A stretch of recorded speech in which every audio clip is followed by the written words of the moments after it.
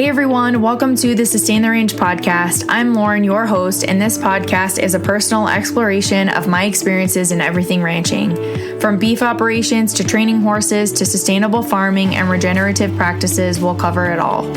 Each episode features enlightening conversations with guests who bring their unique perspectives and expertise.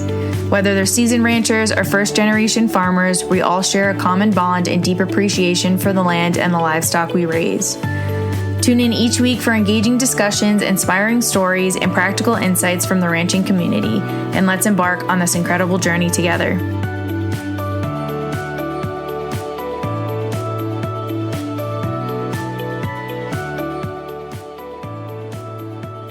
Hey everyone, and welcome to another episode of Sustain the Range. Today's episode is a really special one. I sat down with Syd Condrashoff of Honor Equine in Belgrade, Montana, and our conversation is all about horses, healing, and honestly just the magic that happens when we truly listen to them and to ourselves.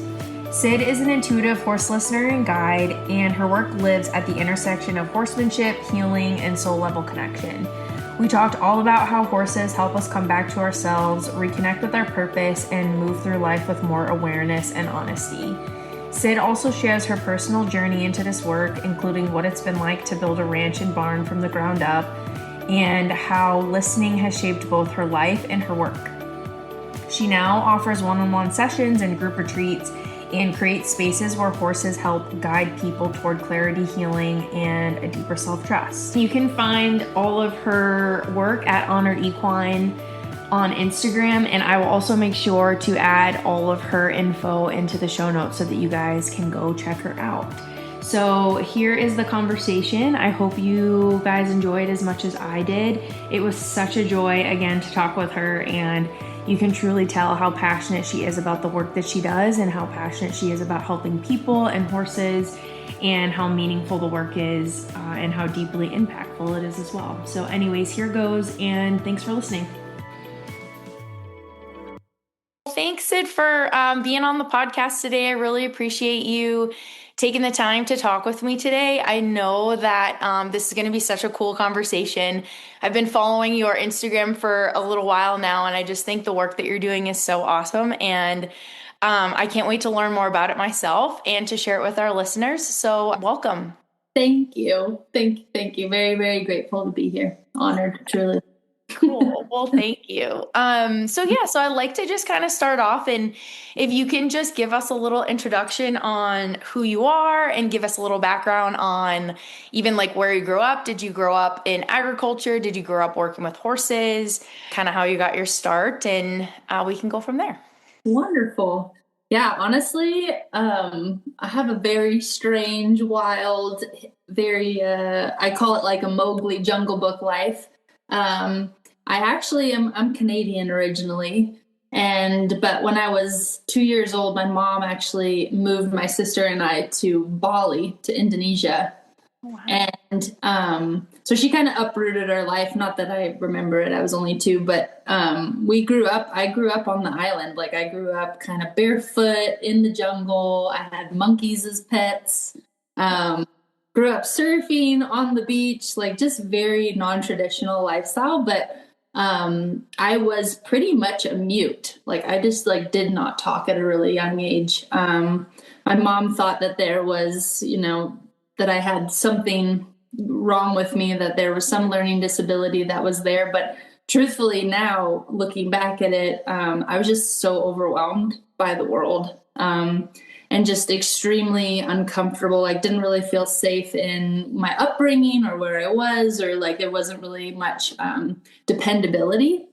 And so horses came into my life because my mom was seeking out healing for me really at a really young age. So by the time I was like 3 years old, I was on horses and on ponies, and they really truly brought me back to like finding my voice. Like if I got around horses, feel their energy field, and I could feel the purity of who they were.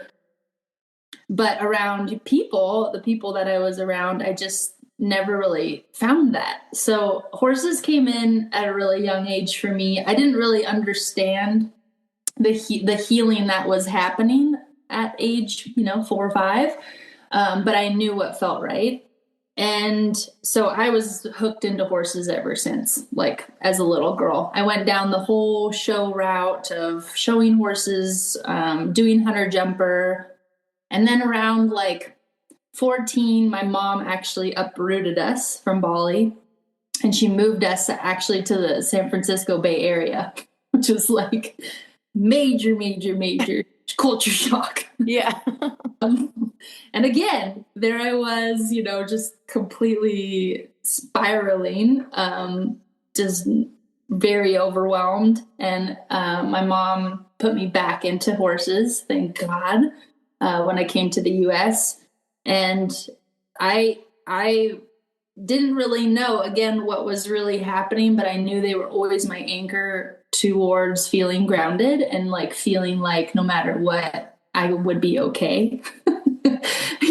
Because everything was just so all over the place. And then I rode horses. I showed horses for a really long time. My family is not in agriculture, or we don't have a background in ranching or anything like that. But I just became like this sponge because I was completely obsessed with knowing everything about horses that I could know, and how it worked and how to care for them and how to, doctor them and train them. And it just sort of evolved from there. I have a weird little pivot area where around like as soon as I graduated high school, when I was 18, I became a professional snowboarder, just like got offered a position on the US team.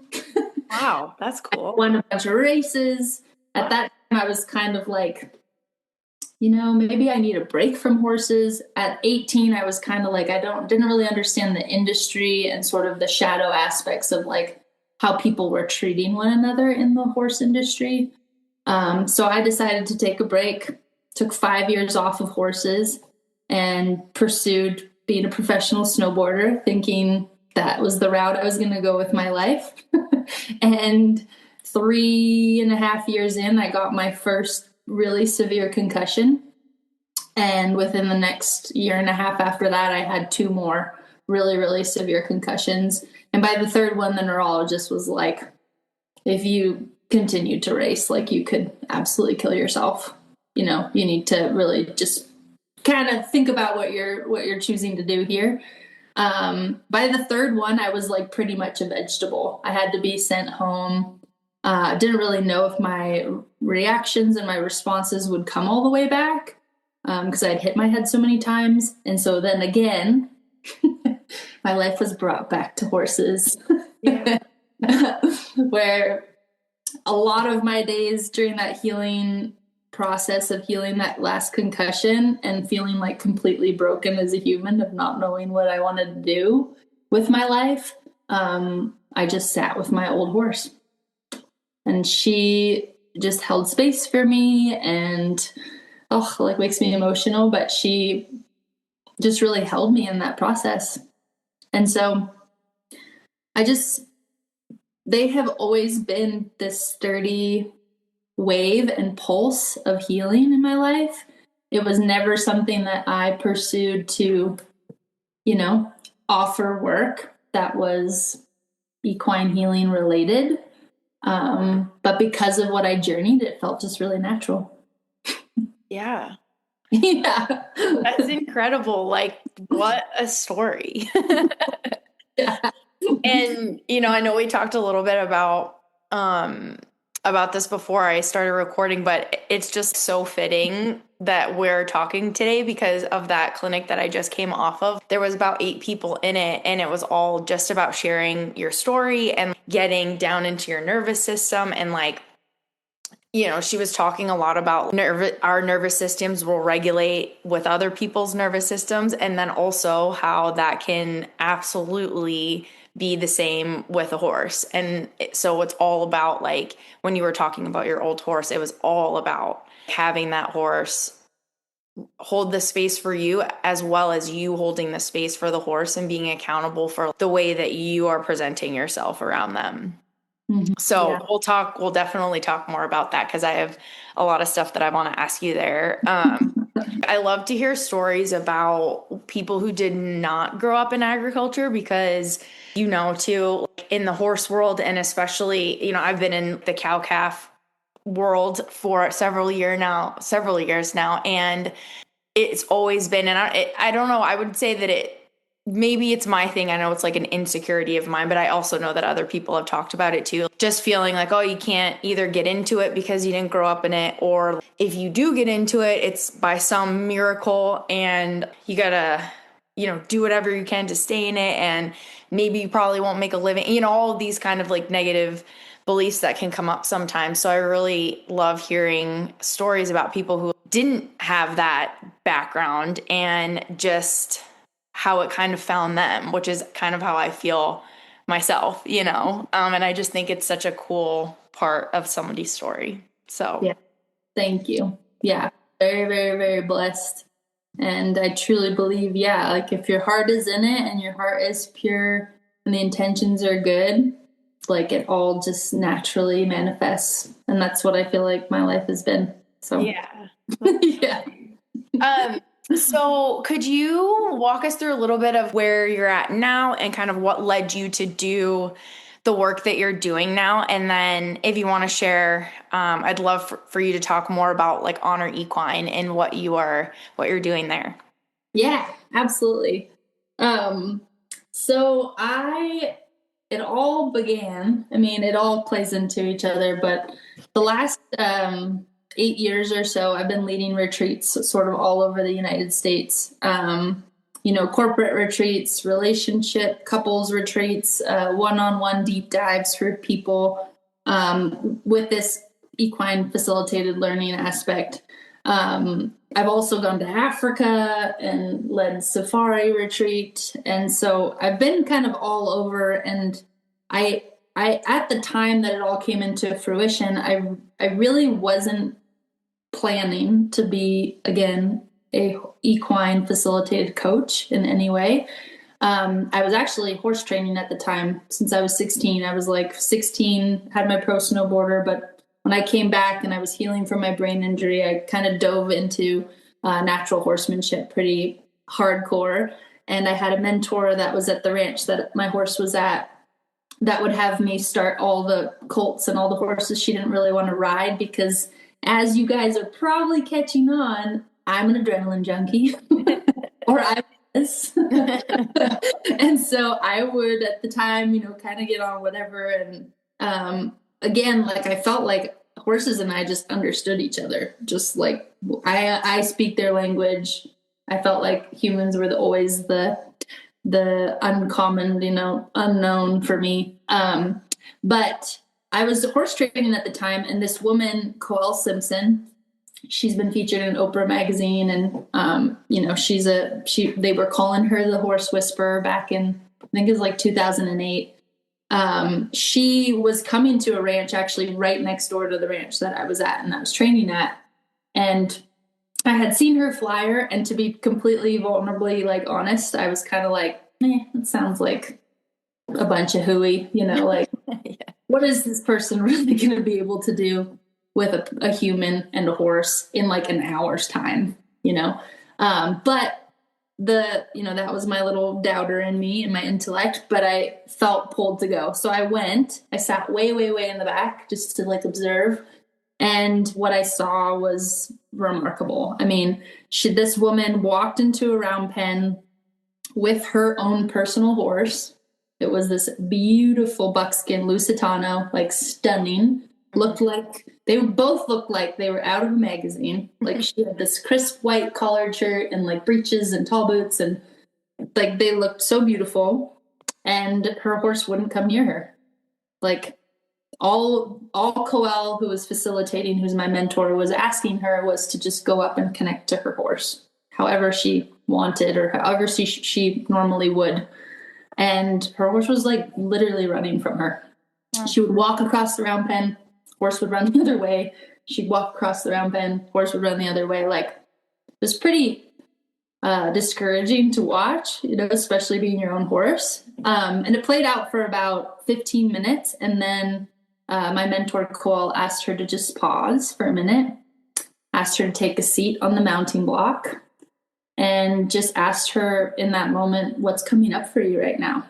Because you could see the shift in her body. It kind of collapsed. She kind of slowed down. She got a little heavy. And when Coel asked her that question, she just completely broke open. All of these limiting beliefs came up, like all of these beliefs around, I don't feel good enough. I feel like people are judging me. Sorry.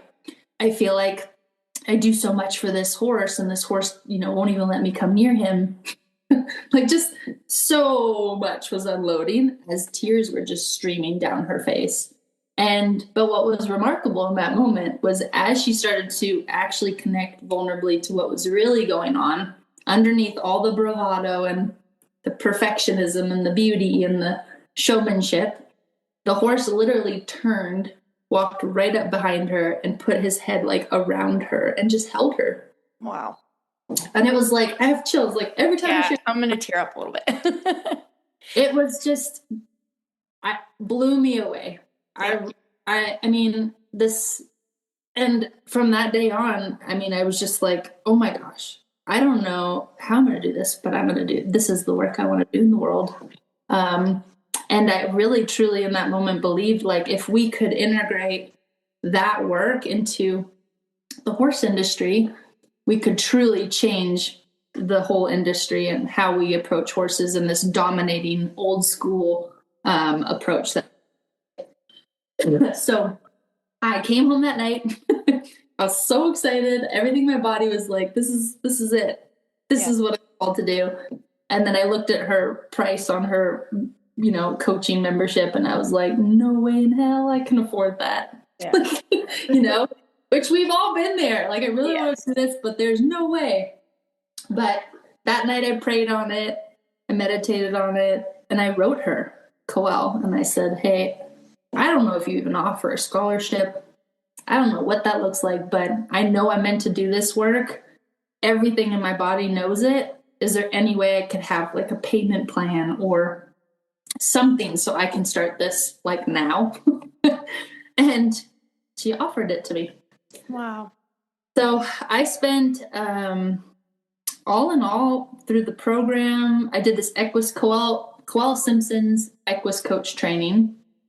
And I went through that for about 3 years. And then I went on to do her master's program for another 2 years.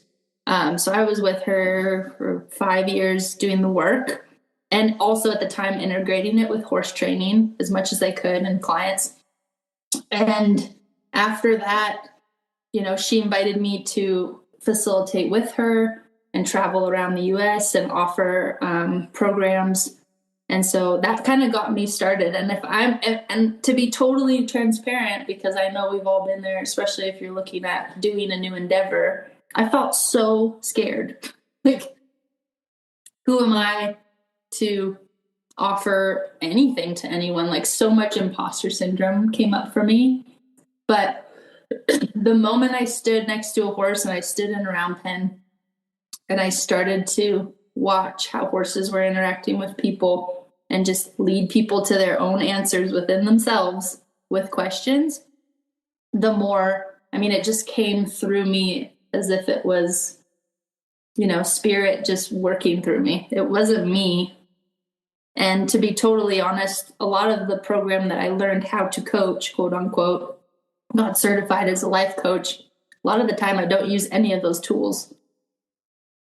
So it really is like Honor Equine was based in that, that institute for sure, getting me the wings to, start my own business. But it's been a really big cultivation of also adding in a lot of element of spiritual tools that I grew up with, and that I, went through an academy for intuition medicine for. So a lot of the work that I do is, using life coaching skills and tools to guide people deeper within themselves to their own knowing. I'm like sitting in my throat. I'm so sorry.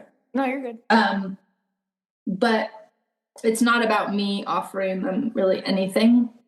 And it's really about me just working with the horse to read the horse, to give people a visceral experience of what it's like to be in alignment and be in their truth. Yeah. So most people, underneath whatever intention they show up with, a lot of it is around belonging. A lot of it is around not feeling good enough, around safety, around different attachment styles. A lot of like attachment tendencies will come up in relationship, right, with the horse, because you come into a round pen and you're interacting with a being that you've never interacted with before. So the tendency to maybe avoid and observe comes up for some people, or the tendency to really, what comes up a lot, especially with women, and I'm not trying to be sexist, is I really want the horse to love me. I really want the horse to like me. And people think it's going to be like Black Beauty, where you're going to like come into the round pen and give them a carrot and you guys are going to be best friends forever. But what people don't understand is horses read authenticity and congruency. And when there's an attachment style that is anxiously trying to get approval, but deep down, there's a deep feeling of sadness or unworthiness that's trying to be met, there's disconnect. And so a lot of times the horses will move away from that energy.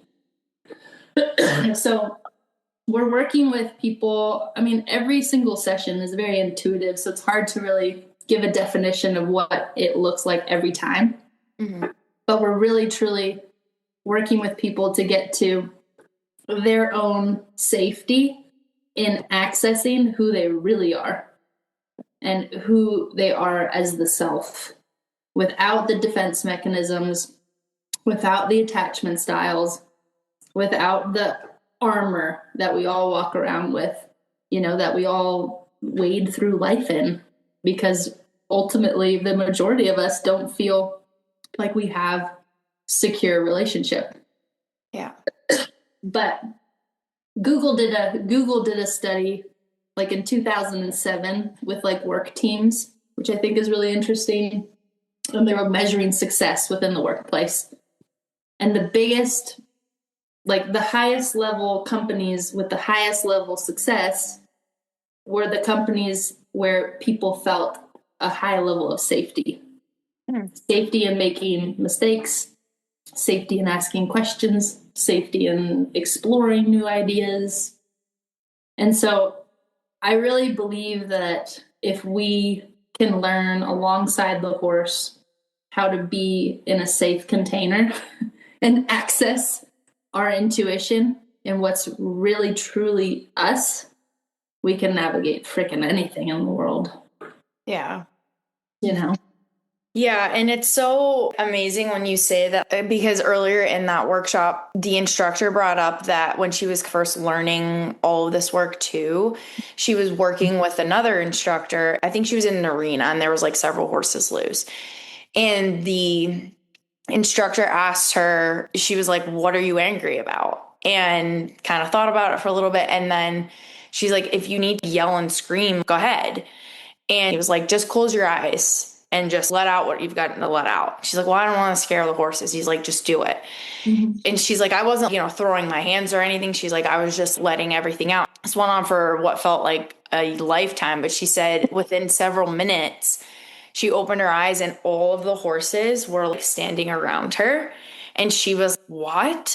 I was angry. Like, what do you mean?" And he was like, "No." He's like, "You were being real. And you're showing real like authenticity." And that is why they're here right now. And I mean, I could talk about this forever because I've seen horses do some amazing, incredible things.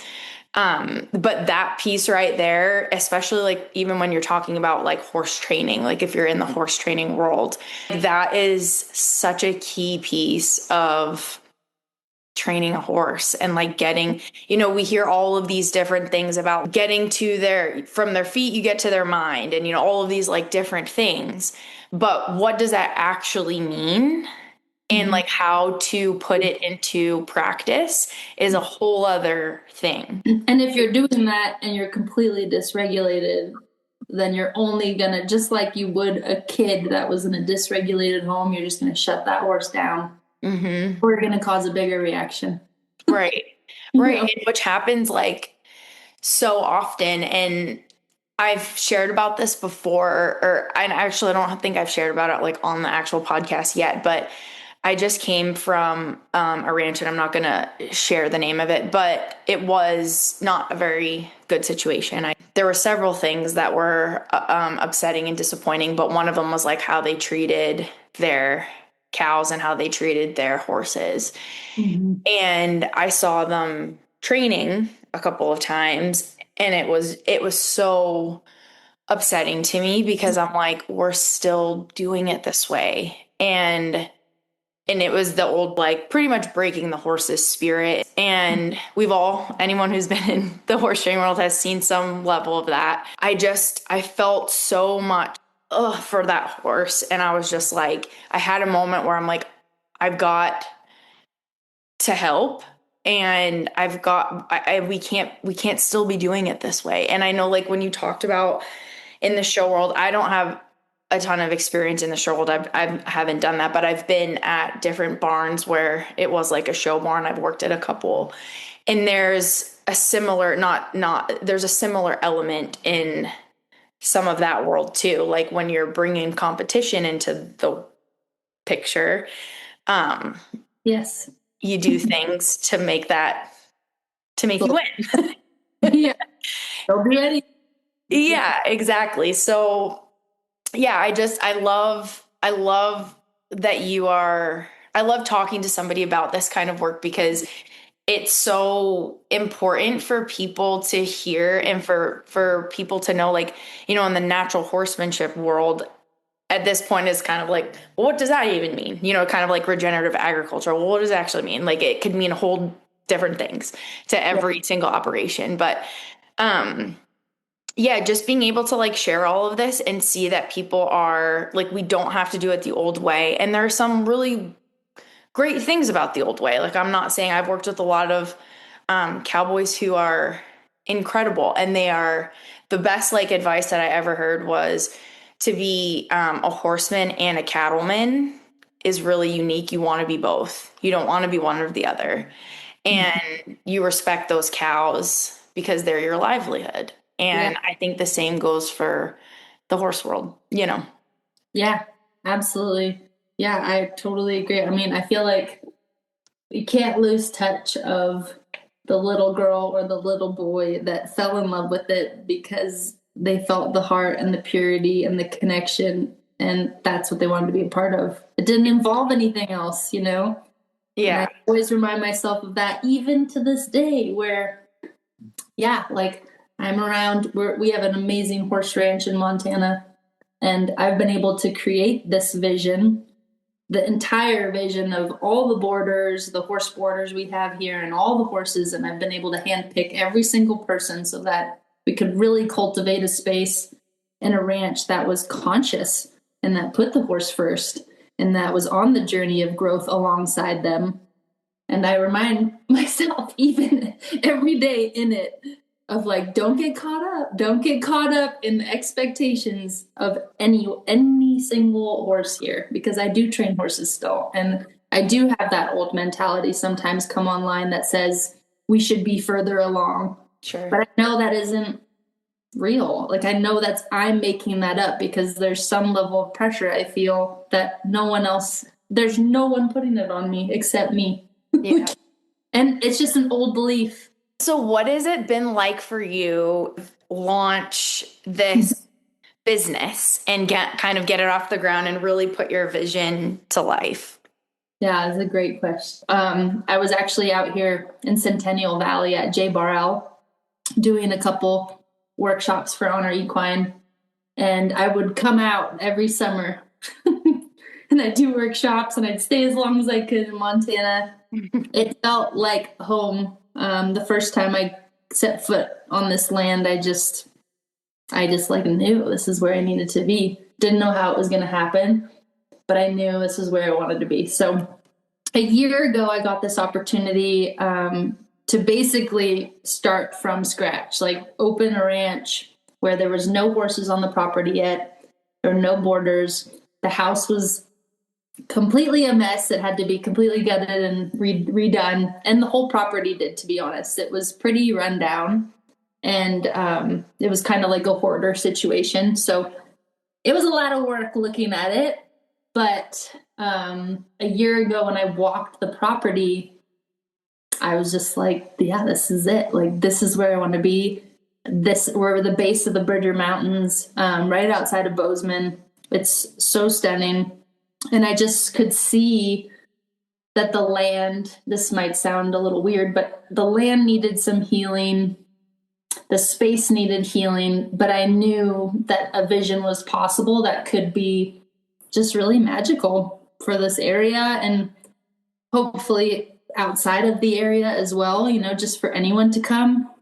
But it has been like a year ago today, my husband and I were building this out in this tiny, tiny little Airbnb with 3 dogs. And we were driving 45 minutes to come and like power wash the barn aisle and build a round pen and take fencing down and redo fencing and bring in footing and freezing our butts off. Let's be clear, in the dead of winter, trying to build a ranch.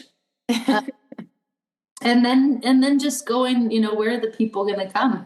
I think that we all have those kind of limiting beliefs that will kind of put these roadblocks in our minds of like, it's going to be so hard. And like, what if no one comes? And what if this isn't successful? I think that no matter what, if we don't know what it's really going to be, like those fears just come up because we don't know. Yeah. But we had our first like couple boarders come in. I think it was January 14th. We had our first 2 horses come in, and then we just slowly started to build. I hold, my husband and I both, but specifically me, because I deal with most of the people here, but I interview every single person before they come. Not because I don't believe that everyone is great and wonderful. It's really just like to meet people and see if we're a right fit for each other.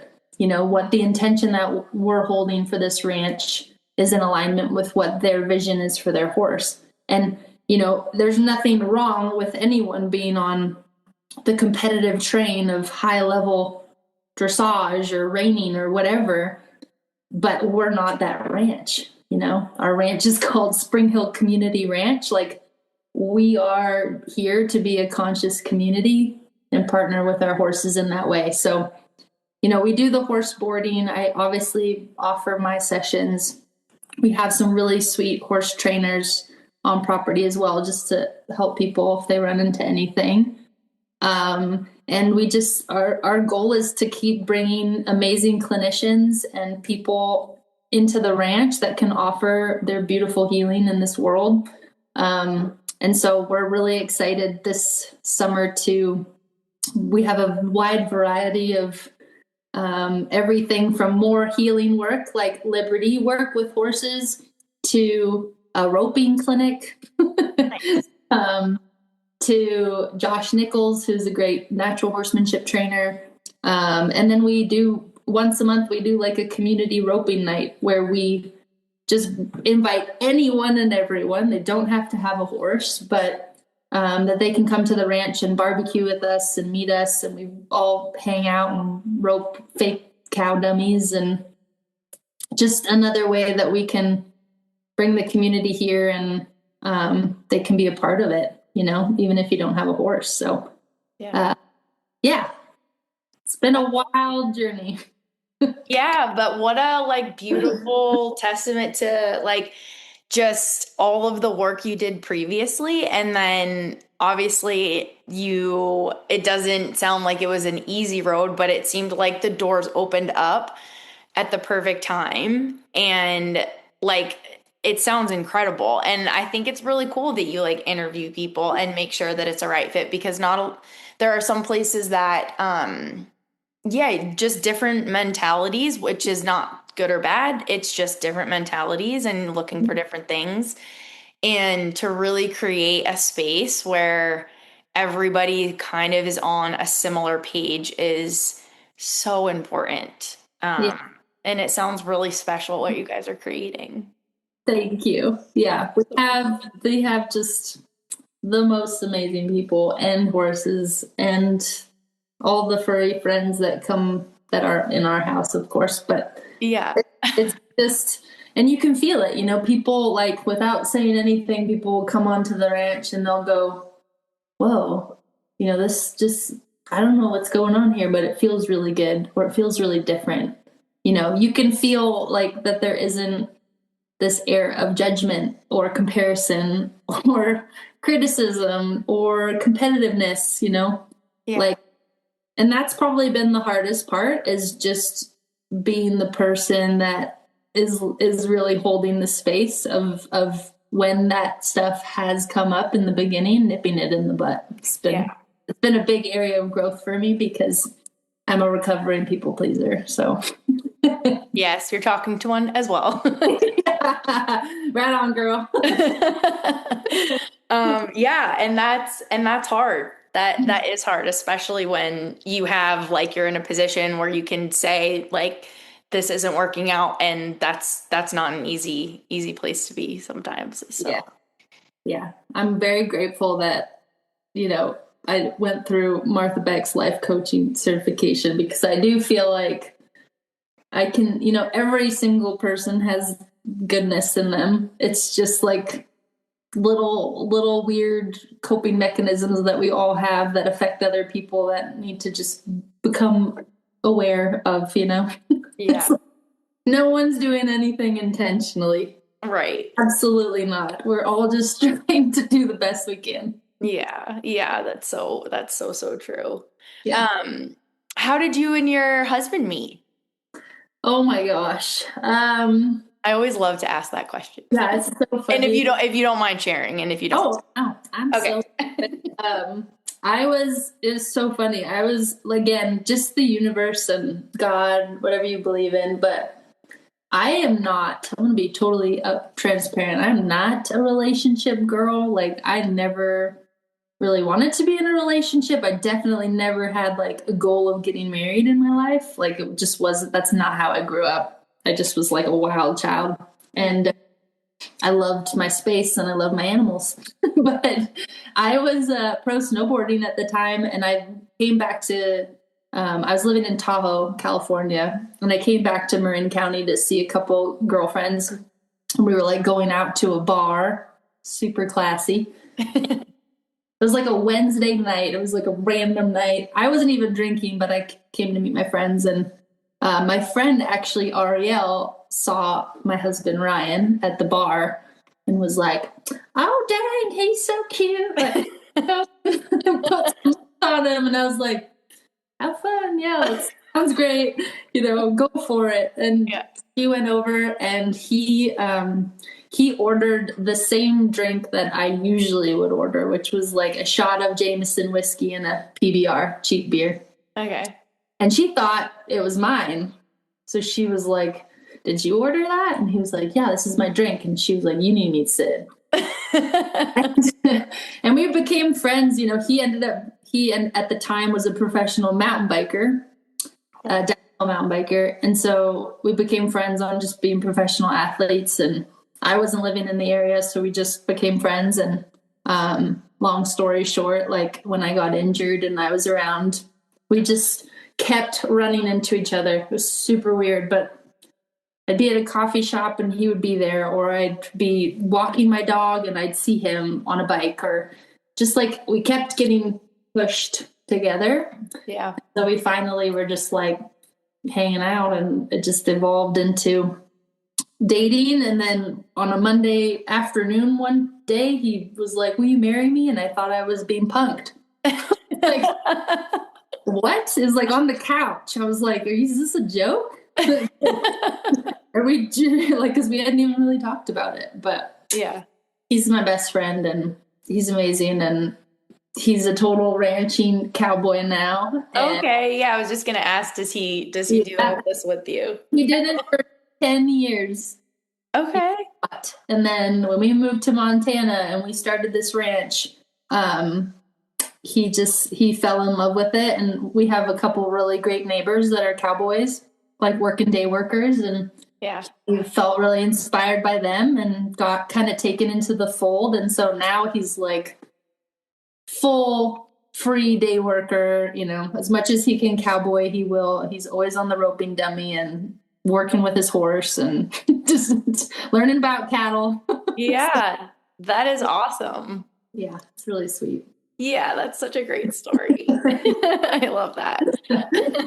So I just have a couple last questions. You talked a little bit about some of the common things the common themes you see with people, and with the people that you work with. So what's your advice to women who don't feel like good enough, strong enough, smart enough, pretty enough to go after their dreams or really live the life that they want? Because I think that you have shared, and you're such a great example of like following your vision, and even with all of the ups and downs, like you just seem like such a wonderful example of somebody who's done that. So what would you say to women who are like, feeling that way, and then because so many times I think, and I know because I've done it myself, where we have this dream or we want to do this thing and we just talk ourselves out of it before we even do anything. Yeah. And it sits there and it becomes bigger and bigger and bigger. And then you might just leave it, or it just become disappointed or deflated or whatever it is. So in the past, like when you felt like that, kind of what are some of the things that you've done? And then, what's your advice to women who feel that way? That's a beautiful question. To this day, I'm working on following that vision, like I have those doubts come up all the time and those self-beliefs. So, I think that what I would say is that, deep down who we truly are and the self, in the healing world, we call it the self, like the higher self, or, your soul essence of who you truly are in this world. It doesn't exist in that realm. Those limiting beliefs, the doubt, the I can't, the insecurities, all of those things, those belief systems, in my point of view, are ways that we're trying to protect ourselves from a trauma or an experience earlier in our life that fractured us in some way. So, my journey has always been to seek help and to invest in therapy. My whole life has been different therapies, different plant medicine, different psychotherapy, different understanding of those parts and those protector parts of us that are really trying to not have an experience repeat itself that was extremely hurtful.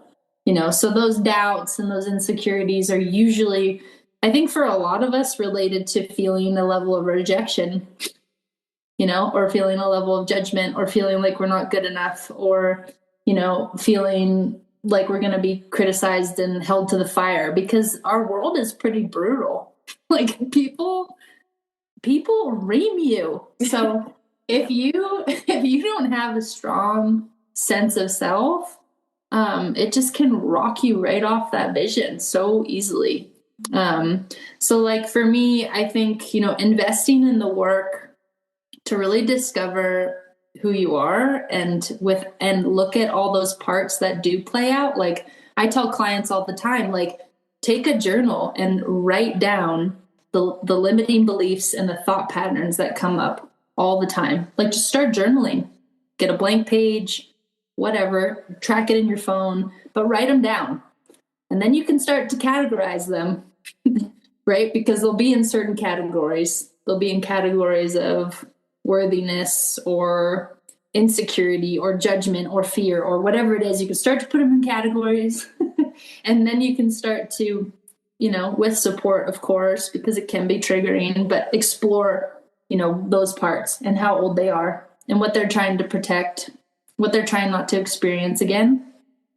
And then journey to look at healing that, making a different decision. Because once you have that awareness and you're aware of where you go, it does give you the power of choosing when you notice it come up. You'll notice it somatically in the body too, if you're aware of it. And so I think just the more that you're in safe relationships, making those little decisions, the more that you'll begin to cultivate more of the self coming online and more of who you really are. So I think that's a huge part of it. I also think, cultivating a level of spirituality and accessing your intuition is huge. I know for me, if I didn't have my own spiritual tools that I use on a daily basis of grounding and protection and looking at my chakras and aura and setting my intention in my space, it would feel a lot easier to be kind of rattled by everything else that's going on in my life and everyone else and their stuff. Yeah. Right. So that sounds like a lot, and it's not easy, and it's going to be a constant journey, but you do notice it less the more you're committed to it. Yeah. And I think at some point you're like, man, at some point I'm going to always follow my vision because I only have one life to live, and I know my heart is pure, and I know my heart is in the right place, and I'm going to trust in that, and I'm going to follow it. Yeah, that was a beautiful answer. And you're totally speaking my language on so much of that, because I've also been somebody who's done all the therapies, all the retreats, all the courses, everything, because I want to start and have over the last several years getting more in tune with those parts of myself. And you're right, it's not easy. And I think anybody who really dives into it is it's really easy to not want to do it anymore. Yeah. And especially when you're in it, I know for me at times when I've been in a season where it's been really big therapy, healing modalities, and you start doing all of these little things in your day to day, and then slowly, sometimes you get busy, your life takes a hold, and then you kind of stop doing some of those things. Mm-hmm. And then all of a sudden you're looking back 3 months, you're like, how did I get here again?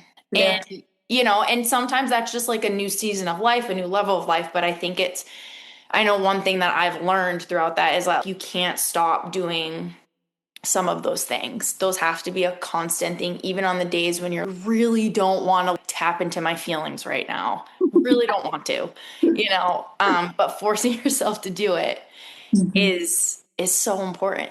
It's so important. Yeah. And it's so rewarding. I always tell people, I'm like, well, you don't think about brushing your teeth, do you? It's not that big of a deal. But guess what? When you were 4 years old, you freaking hated it. Yeah. You were like, no, Mom, I don't want to do it. It's the same little kid that's like, no, I don't want to meditate. I don't want to look at that. It's like, okay, but I set an alarm on my phone. So maybe that is helpful, but I will literally set an alarm on my phone every hour to check in with myself. Yeah. What's really going on, or just to tune into my intention, tune back into my heart. Cause it's so easy to just get caught up in everyone else is doing and what we're so caught up in living externally. Mm-hmm. We have to be so disciplined to come back to the body and come back to the self. Otherwise we're going to lose it. I heard something the other day that I loved so much that said, if you don't check in, you check out. Yeah. And it's when you look around, it's no fault on theirs, but the majority of people are checked out. Right. We are completely disconnected from our bodies. And that is the thing that gives us the signals. Yeah. We expect ourselves to know what we want to do with our lives. And we're man, going to make a decision from what I see other people are doing or what the world has programmed me to believe I should do, rather than no, what's really true for you in your heart, what you really want to do. If no one else was going to judge you and there was no way in hell you would ever make a mistake, what would it be? Yeah, I love that. Yeah. Yeah. And that thing that you are meant to do, it's got to be bigger than yourself. you know, and so yeah, I think all of our purposes, you know, at the end of the day are here to be in service. For sure. And I think that if you're completely self-seeking, you know, then that's probably coming from a level of an ego, or it's probably coming from a level of a protection versus a heart space, you know? Yeah. Well, that's really beautiful. So, okay. So 2 final questions that I like to ask people is, what is like a favorite book or resource that you would recommend? It could be anything from, you know, horsemanship or lifestyle, business, mindset, anything.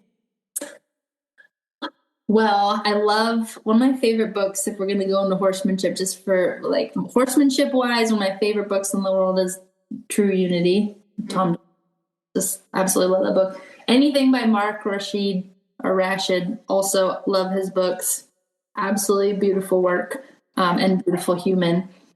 Yeah, so if anyone's interested in that parts work that we're talking about, or like looking to explore a little bit about those ways that we're protecting ourselves and those belief systems, Internal Family Systems is really fantastic by Dick Schwartz, or Richard Schwartz. He's the founder, but there's tons of IFS therapists now and resources and books. So highly, highly recommend that if people are interested. Gosh, there's so many. I'm like such a big like reader. I love reading. I also think that, you know, to be a human in this earth, something that's coming up right now is like, you know, to really get in touch with this idea of impermanence, and like that there's a level of grief no matter what that we're going to be experiencing in this life. It's like growing up in Bali, it was very much part of the culture, like death and dying and whatnot. Probably people aren't going to want to hear this, so you can take it out if you want. But I love it. Francis Weller has an incredible book called The Wild Edge of Sorrow. It's one of my favorite books. And you don't have to have experience like having gone through a loss to read that book. It's really about the loss that we all are a part of, just in the world and in nature, and in the impermanence of everything sort of evolving, and really coming into a space with it, holding it close and giving it room. So I think that's a big part of a lot of why we're so like frantically trying to get everything done all the time. Is like, there's not that much time. We got to get it all in. And it's like, you know, if you've done any spiritual work, you really understand that like this is life school for a certain amount of time, and then you reincarnate and you do it all over again. So yeah, that's a beautiful read. Love that you're talking about the death part. I've also been doing a little bit of work around that myself, and I think it's like, you're right, because in like American culture, it's like you don't talk about that, but in other cultures, it's like you have celebrations of life when people die. And you know, for me, I'm Christian, so I, you know, have a belief in God, Jesus, and heaven, but still, like, we don't think about that a lot of the times, because like heaven, and I just read this really cool book that was called Imagine Heaven, and it basically was just like taking into account some near-death experiences. And I liked it because he, in the beginning of the book, really talks about how like these are just experiences that I've interviewed people with. This is not like, don't take this word for word, like take it with a grain of salt, but like what we can experience through this book, we think heaven might be like. You gotta read this book then. Have you heard of this book? To Heaven and Back? No, I don't think so. If you send me your address, I'll send it to you. It's really good. It's similar to what you were talking about, of like an actual experience of afterlife. Okay, yeah. And I loved it because it just gave such like a cool depiction of what we couldn't expect, because a lot of the times like you just think, oh, heaven is just like we're going to be on white clouds and playing harps all the time, you know, like, and it just gives a cool depiction. Whenever you like believe in it, also just gives such a great picture of what little time that we have thinking about us not being here, thinking about your death, kind of does give you a little kick in the butt to be like, I don't have time to worry about these stupid limiting beliefs sometimes, or I don't have time to not do what I really want to do because we don't have a lot of time here. And I want to make the best of it, and I want to be in service, and I want to like make my mark here. So last question, what, and you can take this in any direction that you want. What do you know for sure? I know for sure that the only real truth and the only real experience is in the heart. You know, that's what I know. That's what shows up really big. That's what the horse medicine is all about. And I hope to continue to grow in the capacity where I can hold more of my heart for every single being, no matter what. No matter if I'm getting held to the fire. I hope I can anchor into more of that space that the horses hold for us, you know, that get closer to you, like you were just sharing, when there is a big expression of anger. You know, I think that's really the goal. And I know that in the heart and in the truth of that space, like it has the capacity to hold it all, anything and everything. The mind takes us for a merry-go-round often to avoid getting hurt. But if you really bring any hurt into that heart space and offer it compassion and empathy and a space for it to just be, I mean, it truly can transform everything and anything. And I think that is what I know for sure. That's the truth of who we are, all of us. And we all have that space. It's not unique to any one of us. That's a space we can all cultivate. Yeah, well, that was a beautiful answer. And I'm just going to leave it on that because I don't want to ruin it by saying anything else. You wouldn't do that. Thank you so much for being here. I really appreciate it. And it was so wonderful to talk to you. And thank you for taking the time. Thank you. Thanks, Lauren. Really appreciate it. Everyone who's listening. Cool. Thank you. We'll talk soon. Okay. Sounds good.